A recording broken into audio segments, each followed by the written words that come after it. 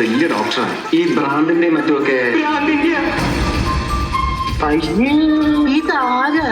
വാര്യമ്പള്ളിയിലെ മീനാക്ഷിയല്ലോ? രാത്രിയോ പകലോ എനിക്ക് എപ്പോഴെങ്കിലും ഇത്തിരി സമയം തന്നാവോ ഞാനത് വേണ്ട വിധത്തിൽ കൈകാര്യം ചെയ്തോളാം.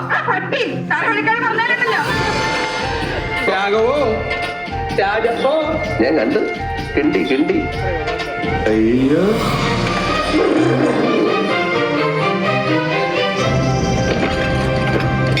ഇന്നലെ തെക്കിനിന്ന് ഇറങ്ങിയ തമിഴത്തി വെറുതെ അങ്ങോട്ട് പോകുന്നില്ല.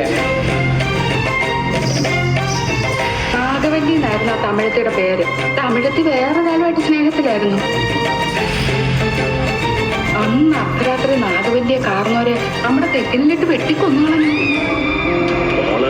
ആ ഭാഗത്തെങ്കിലും പോകട്ടാന്ന് വെച്ചേക്കണം. എന്തായാലും എനിക്ക് ആ മുറി ഒന്ന് തുറന്നു കാണുന്നു.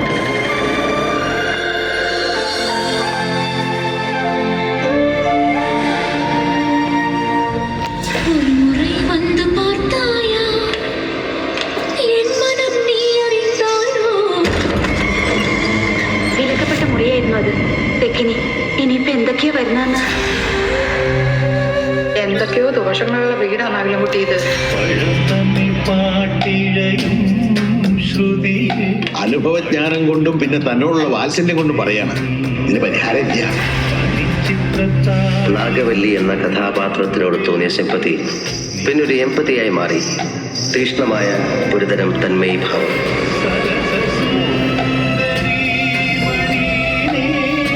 പെട്ടെന്ന് എന്തെങ്കിലും അസാധാരണമായ ഒരു ഭാവവ്യത്യാസം ഗംഗയിൽ കണ്ടാൽ നീ പതറരുത്.